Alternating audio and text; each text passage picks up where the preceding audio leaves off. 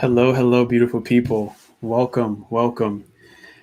We really appreciate your time, love, and attention today. I am Teron Foxworth, and I am head of developer advocacy at Meroxa. And welcome to the first episode of Real Time with Meroxa. This is a new live show where I'll be your host, and I'll sit down with experts in the data ecosystem to help you gain just a clearer picture of how to navigate the world of data. Before we hop on to the good stuff, just a little housekeeping. First things first, this is recorded.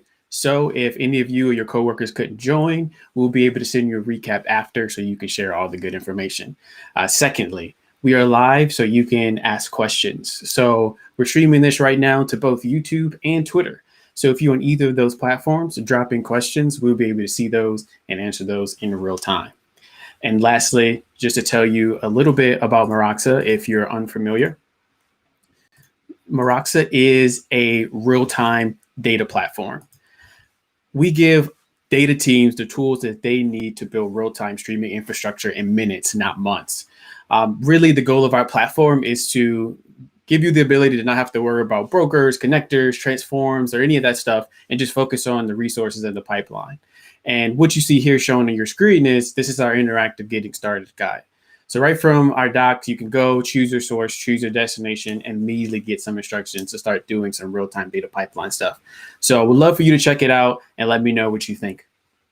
But now I would love to introduce my guest today, Ali. Hi. Hello. Yep. Ali Hamidi, CTO and co-founder at Meroxa. Oh, sweet. So I wanted to just tell the people just a little bit about you. So I'm sorry I got to read your bio while you're on the screen. It might be a little awkward, but it's all good. All right. So everyone, this is Ali. In the past, Ali was the lead engineer on the data team at Salesforce, where he worked on the control plane that managed millions of databases for tens of thousands of customers globally. So the information that you're getting today from this person is amazing because he has a ton of experience in this space. And I am happy to work with him at Meroxa as he is our CTO and really thinking about how we're building out the future of this data world. So thank you, Ali, for joining me today. Yeah, thank you. All right, so on to the meat. Internally, we've been talking, you and I and a bunch of us, about where the future of data is going. And just through all the conversations, Meroxa helps company builds data pipelines. And that's kind of where we started. We started at the data pipeline level. And then it became, well, there are other types of, applications that fit this model, but then they're not usual applications. They're applications that operate on data in a very specific way. And we're trying to figure out what this is. So really what this is today is an open conversation of figuring out what is this new world that we're edging into, and how do we start to, classify these things for a couple reasons. One, so A, we can have conversations. B, so we could build best practices around it if it is a thing. And C, then build a community and people and put efforts around the things that matter or the direction that we're going. So to kick us off, Ali, I would love just to hear your framing about okay, from where you see in it now and kind of your thoughts, how would you label this idea of a data application? Yeah, sure. So I think that the term data application is kind of a difficult one to describe because really every application is a data application, right? The whole point of an application is either creating data, consuming data, presenting data in some way. But I think for the context of our discussion and really what we're trying to do with Meroxa, I want to narrow the scope significantly. And really, when we talk about data applications, for us, it's really about applications that manipulate data in a particular way, or transport data in a particular way, or help you manage that data. So you and I have spoken about this quite a bit, and tried to come up with a concise way to describe what those sort of common primitive operations are. And I tried to even come up with the three Ps to make it very memorable, like the persist, project, process. Yeah. The idea of trying to make it very easy to remember. But I think a strong analogy is that of maybe like cloud computing in general, where you have the Mm. idea of storage, compute, and maybe networking. And so storage would be the persist part, where it's all about getting the data and persisting it, maybe replicating it. So a particular use case you might think about there is something like auditing. If you want to provide a durable store of all of the activity that your customers or your users have made on the platform, you want to Hmm. persist them in a immutable store so you can verify it for compliance. So that would be like the storage aspect. Sort of the transport would be getting the data from one place to the other. This is kind of the core of what we do, right? The pipeline. I have data in Postgres. I want it in Snowflake because I want to do something interesting with it. Hmm. And then there's the process aspect, which is I want to apply some sort of computation to derive additional value or additional insight out of that data. Maybe it's from combining records, creating a richer augmented record. Maybe it's taking something from a third-party source and kind of injecting in there. Potentially, it's just counting things, right? I have 10 records. What's the average amount spent across those 10 records? So then you're creating some new data out of the existing data, and so that falls into the compute or the process aspect. And so when we talk about data applications, it's usually those types of things, applications that do one or some combination of those sort of primitive operations. So it's an application that takes data from one place to another to persist it. That's the first P. The Yeah, second P is maybe take it from one place to another, but do some processing in between. sure. That's the second P. And then you explain to me the last P. Like the project, it's not a great one. I'll admit I had to reach for another P just to get the three Ps. But the way that I kind of thought about it there is it's presenting that same data in a different configuration or a different format or a different shape. And so imagine the case where I have a pipeline. It's pulling data from my CRM, and maybe I want to make it available to a third-party partner of ours, but I want to hide some of the user-specific or user-identifiable information. Then I'm masking certain fields. Maybe I'm concatenating certain things. And so then it's not really creating any new data, and it's not really processing any number of records. It's just a different view of the same data. So that would be like the projection, or maybe you can think of it as like a transformation, but on a smaller scale, just to kind of change the shape of that data. Again, it's Yeah. not a great one. Project doesn't immediately mean the same thing to everyone. But yeah. But I see where you're getting at, right? It's just okay. Here are the pockets of commonalities that we see in like applications that manipulate and operate on data, and I kind of want to dig into that a little bit more. Mhm. So, what are some use cases? So it's like some real world use cases of some of these things. So you mentioned Yeah. audit logging, but Yeah. like, what would you think? What would you say? Oh, this is a data application, but maybe we wouldn't think it of as such, or it is, and we just kind of makes it a Yeah. lot of sense. Um, I mean, the audit log thing, or say if you're doing maybe disaster recovery or Mm, like geographic replication, maybe you have some databases that are distributed in many different places, then that would be a data application where you're taking it from one place and syncing it to the other reliably. Maybe you're doing something more sophisticated like bidirectional syncing, right? You might have a database in Europe because of data locality requirements there, and a database in the US, and you want to do some sort of analysis centrally.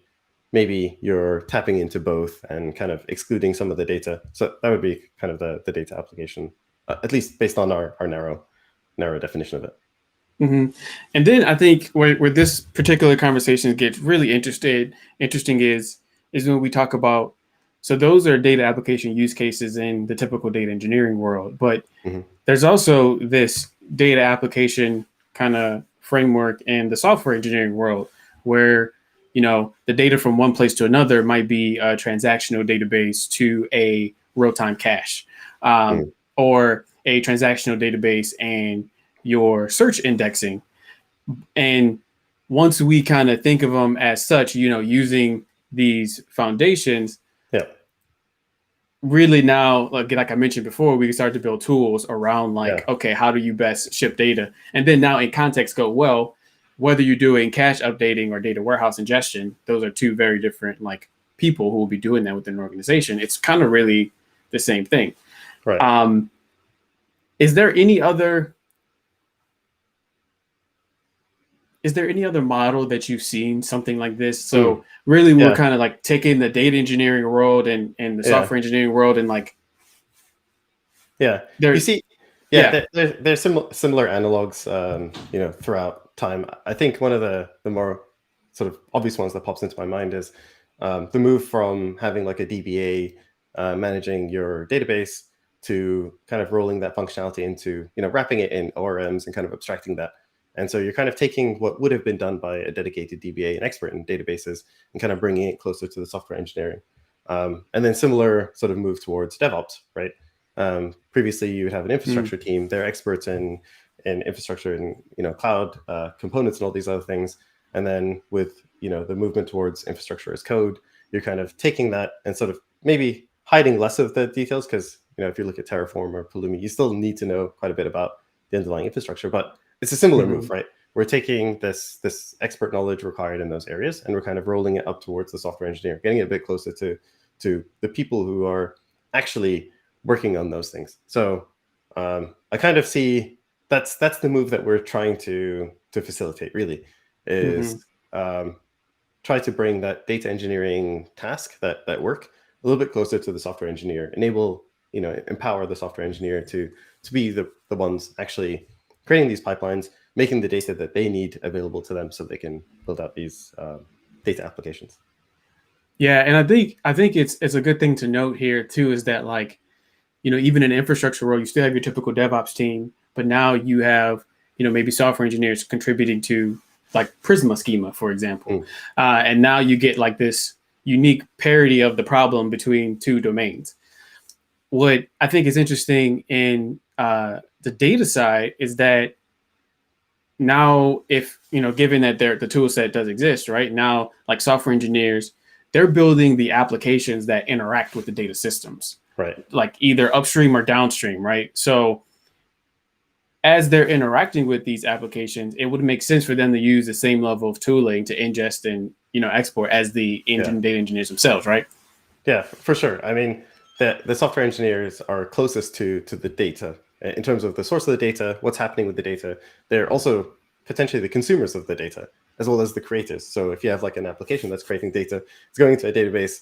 Maybe you're creating a pipeline to pull it out of that database, do some analytics combination of data, enriching that data source, and then potentially feeding it back into the operational data store so that application can use it again. And you're kind of closing that cycle.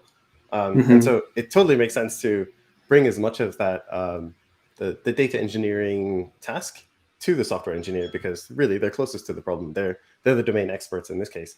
They're the creators and the consumers of the data. So it makes sense for them to be empowered to actually build these things out. Yeah. So this kind of idea of a data application is bridging the gap between those two worlds. Yeah. And this actually bring me up a good thought that I had the other day. It's around like, software engineers in general.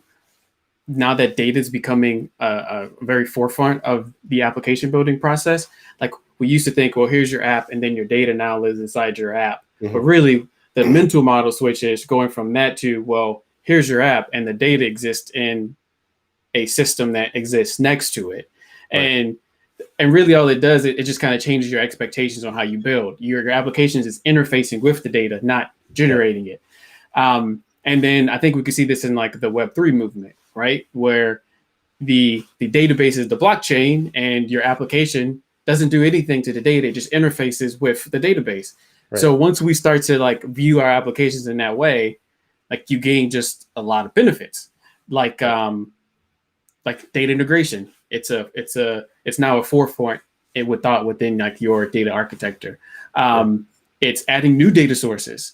So now you're kind of, I think we called it like data-centric. So now with this new model of like defining a data application, now we have this data-centric, data-forward building mindset that preemptively solves a lot of problems that you may have. Yeah. So so I think we got a good definition of what it is and like maybe Hmm. where it's going. Now, what I would love to ask you a little bit about is where's the line? So like, Okay. what's not Yeah. I a think data application? again, this is pretty hand wavy, and we're Yeah. really just beginning to like break into this area and try to define that. And so I'd say, what is not a data application would be whatever you consider like a typical application, a typical web application that is accessing that data in a standard way. So I know this is going to be like an incredibly unsatisfying answer, but yeah, basically sort of the typical things that you think of if you're building, you know, a Rails application, deploying it on some platform Mm-hmm. that then consumes some data from a particular database or produces data into a database. Based on our very narrow definition, that's not really the data application. But similarly, I think I would also potentially say things like where you're building a infrastructure component around transporting data. I think that Mm-hmm. sort of steers a little bit further away from our definition of a data application, in the sense that it's more plumbing and less application. And I think there it's mainly, it's not an application because software engineers aren't building it. It's really more of an infrastructure thing. And I think Mm-hmm. that's the line that we're explicitly trying to draw and say, actually, we want software engineers to be the ones building these things rather than like an infrastructure team standing up Kubernetes and Airflow and Kafka and deploying like a JSON configuration and fiddling around with logs and that kind of stuff. I think that's potentially where we draw the line. Technically, they are achieving the same primitives, but it's the path that they're taking that where we essentially want to say, actually, we're more interested in empowering the software engineers to achieve that rather than necessarily focus on providing better ways to deploy Kubernetes or Airflow. Yeah, I mean, and just like you said, they're the applications that are typically generating, manipulating, taking in and out, interfacing. It makes sense to bring them close to the process. Yeah. So on that note, Yeah. we get to now the kind of the next question is, okay, here I am. Now you're telling me as a software engineer, I should like contribute to the data world or Yeah. begin to like think about some of the data applications that I may have in my architecture stack and Yeah. looking at them as such. What, as a software engineer, do I typically need to know? Because to use your analogy, if I'm using Terraform, I kind of got to know about AWS, Right. GCP, or Azure Yeah. to some degree, right? To be able to generate the Terraform. Like it Yeah. definitely gives me more tools, but there's Yeah. still some learning involved. So for Yeah. if I'm a software engineer now building a data app, so like migration or this cache update, what should I know? Yeah. I think, unfortunately, I mean, this is one of the reasons why we created Meroxa in the first place is really to address this case. I think right now, if you look at a typical data stack, and there are quite a few blog posts about the modern data stack and similar things like that, it's usually a pretty sprawling landscape of different tools, and so you are looking at things like Kubernetes and Airflow and Kafka, and then various types of databases, data warehouses, different stream processing tools, maybe Spark streaming. There's like an endless list of all these different things. And so, realistically speaking, if that's what you want to build right now, you kind of need to go pretty deep on those Right. in order to get to the point where you, as an individual, can say, okay, I'm going to build a data application based on a narrow scope that is going to do something useful, like take data from Postgres, process it in some particular way, maybe hit a third-party API, augment that data, do some additional transformation, import it into Snowflake. Mm-hmm. It seems like a pretty simple task, but it still requires a ton of different moving parts. And I think that's the unfortunate state of the world. But beyond that, as a software engineer or as someone who's building this application, you need to have in-depth knowledge of what the data is that you're trying to get, right? What that schema looks like, what those data structures look like, what the records look like. You also need to have access to those resources. So maybe as a software engineer that's building my application, I don't necessarily have access to direct DB access. Maybe that's handled by an Right. infrastructure team or something else. And then if I create this thing, maybe I create this stream processing application, then I need to deploy it somewhere. And so again, that's Yeah. typically another team, right? I'm going to reach out to the infrastructure team and say, I have this stream processing application. It accesses this particular database. Maybe I need Kafka as well because that's where I'm writing to. And so you're coordinating across multiple teams with various technologies just to get to the point where you can deploy this thing. Right. Right. And then Yes. Yeah, that's it's a lot. that's I mean, that's that's one really of the that's comments. It's like just yes. yeah, that's really the opportunity that we're trying to go for, right? When we decided to start Meroxa, that was the pain point that we're trying to address is Hmm. this sort of sprawling landscape of, well, there's so much that I have to do in order to get to the point where I can deploy this thing that just achieves this what seems like a relatively common, relatively simple task. I just want to get data from one place to the other in a particular format. How do I go about that now? It requires lots of expert knowledge. It requires access Hmm. to a bunch of things. It requires a fair bit of infrastructure, and so that's really where we're trying to step in and say, well, actually, let us make that easier. Let us handle a lot of the heavy lifting there. Ali, you're really helping me with my outline today. So, like, I always want to then ask. Now, the next obvious question is, okay, I understand. So we've defined this data application, right? It's something that either persists data, it's something that processes it in some way, computes it, or it might project it to another place, like on a dashboard Yeah, or in another location. And now we kind of talked about what it's not. So maybe like yeah, the Jamstack, right? Like yeah, Jamstack application yeah, maybe wouldn't be considered a data app because it's not really interfacing, doing the three things that we defined. And then so like today, there's these tools that exist, but I kind of got to know about infrastructure, data, and the data itself. So coming back to just rooted in, all right, where do I start? So how do I begin to now identify in my stack that, oh, this is a data application and maybe we should treat it as such? Like, yeah. or if I wanted to now participate in this world, where do I begin?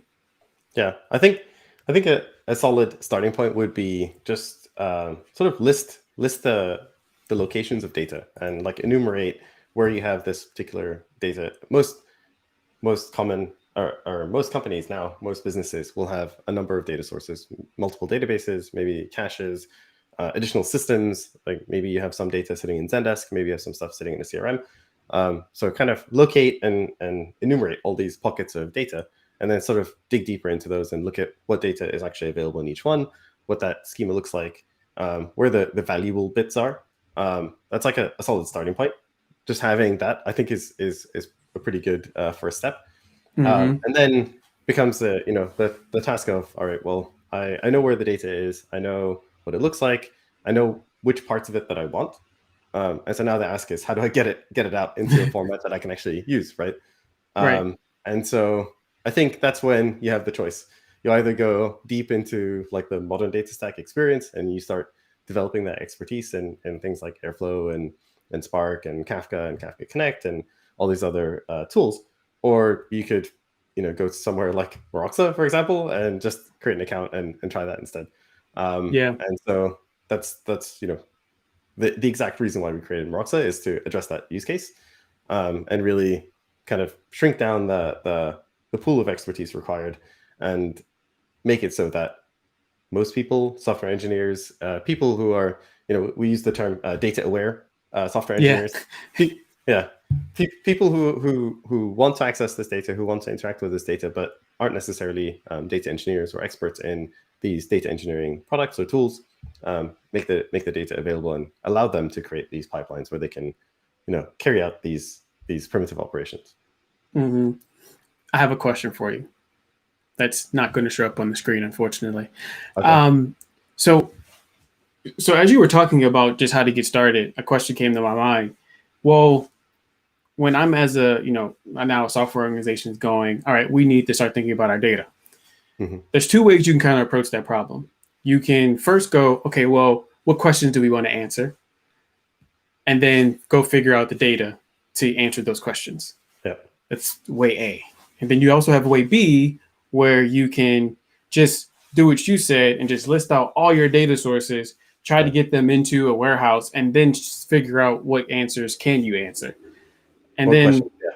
Yeah. Yeah. What questions yeah, can we what answer questions based on can the you data we answer? have? Sorry. Yeah. And then there's some like combination of both. Yeah. Where do you fall on that spectrum on like where should someone start? Like what should they do? Do they do A or B or a little bit of Yeah. both, or how does that work? I mean, as I think, well, it depends, right? Mm-hmm. if Yeah. you if the question you're trying to answer is very obvious, like if your product organization or your marketing or sales organization says we need this data in order to, close more deals or increase our margins or whatever it is, then the question is obvious. But I still think it's worthwhile going through the exercise of just sort of cataloging all of your data and Hmm. deciding, this is what we have, because I think there's a ton of value sort of captured in that data that maybe isn't really being leveraged. And I think it's relatively low hanging fruit just to do that exercise. Yeah. And maybe that will sort of inspire some additional questions where it's like, oh, actually, we're also tracking this data. And if I combine this with this other source, now I have some additional insight, which I wasn't really aware of. Because creating, trying to work back from the question, I think is great if you already have the question. But in those cases, maybe you don't have the data that you need. Maybe you aren't Hmm. capturing that particular thing, then requires some additional tooling, some implementation work, some engineering work to say, okay, well, our application doesn't capture this thing, which we need in order to answer this question. Um, Right. so No, that makes perfect sense. I especially like the bit about just going through the exercise is kind of helpful, yeah, just in yeah, general. Like, what data do we even have? right, And then here's my last question for you. And this one kind of, let's complete the arc. yeah, Tell me about the future. So, and you mentioned this is that this is kind of the goal of why Meroxa exists. So now I'm a software engineer, and your future, the future that all the tools work perfectly and nothing ever breaks. yeah. What does that world look like? Yeah, so this is obviously something that we spend a lot of time thinking about. Like Hmm. I personally spent a lot of time thinking about, and really the goal for us and for Meroxa as a whole is to shrink that gap, like reduce the gap between the data engineering sort of tasks and workflow, and really bring that functionality and that capability to software engineers. And so that someone who's building an application, a typical web application, doesn't need to create a ticket with the data engineering infrastructure team so that they can go and spin for a week and then come back with something that hopefully is what they need, and maybe it is and maybe it isn't, or it's pretty close, and kind of go through this loop. I think really the goal for us is, can we deliver an experience that very closely matches the typical software developer workflow. Hmm. And so again, we're at the very early stages for Meroxa, and really right now we're kind of building the foundation, which is much more focused on the ingest. Get the data to the platform, and then that's our launching point for doing more interesting things. But Hmm. I can definitely imagine a world where the process for building a data application will very closely match the typical software engineering workflow. So maybe you create a project locally. You type up some code in whatever your favorite language is, using your favorite IDE, and in there you describe the primitive operations that you want to do with this data. Like take the Hmm. data from my Postgres, um, you know, filter out some of the fields, maybe augment that data with, I don't know, some weather API or something, and then dump that data into my data warehouse, and also expose it in some other way because I have some other real-time usage.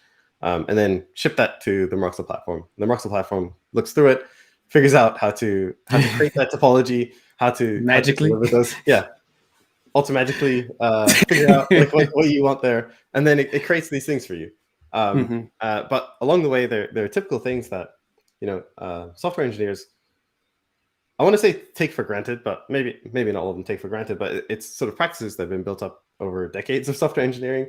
Things like Right. Right. CI/CD, testing, all these sort of practices that make software development sane and repeatable and sort of reliable. Now, we want to apply those same sort of processes. So the idea of, I'm writing a function, I'm writing a transform. I want to be able to run it against sample data and see the before and after and make sure that it matches what I Hmm. expect. I want to create assertions around that. So this function should never, like that. If I run this function on a record, no resulting record should ever have the field email, for example, because I'm explicitly masking that out. I want to Right. write an assertion around that. I want my CI/CD to test that against real sample data and say, okay, this assertion is still valid. Um, I want to be able to deploy it onto some managed platform that scales these functions for Right. me. Um, I want to be able to do all these things that I normally expect with software engineering and software tools, but I also want to apply it to the data engineering space. And I think that's really where we're trying to go. That's Right. the vision for Meroxa is to achieve that, get that parity with software engineering and data engineering, so that data engineering for software engineers. Yeah, I mean, and this, to hammer down your point earlier around like, Terraform and DevOps world or Prisma and the database world, those are powerful enablers. So if we could get an equivalent in the data world, that's super awesome. I love it. Yeah, yeah, yeah, for sure. Like, allowing, if you look at sort of data engineering expertise as a discipline, or the number of people in the world that are experts in data engineering, it's really a very, very small, like, fraction of a fraction of the total pool of software engineers in general.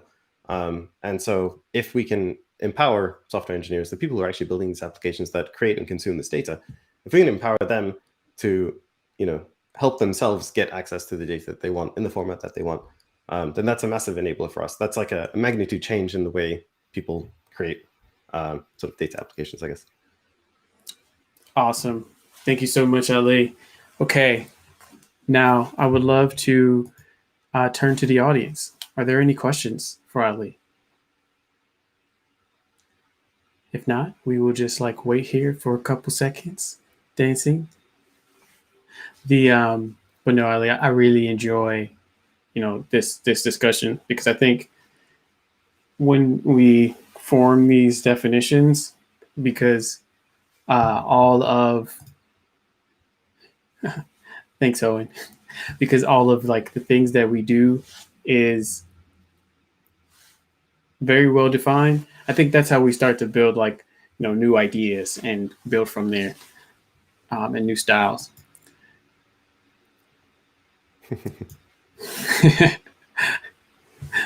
Thanks for the love, Owen. Really appreciate it.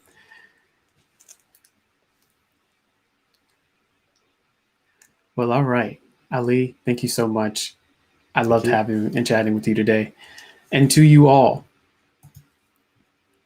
this was the first episode of Real Time with Meroxa. Thank you so much for joining us today. And next month, we'll be back with an episode from one of Meroxa's senior front end engineers. Their name is Jesse, and it's going to be an awesome conversation around D3 data and Ember and data visualization overall. You don't want to miss it. However, I really appreciate you. Until next time, have a beautiful day.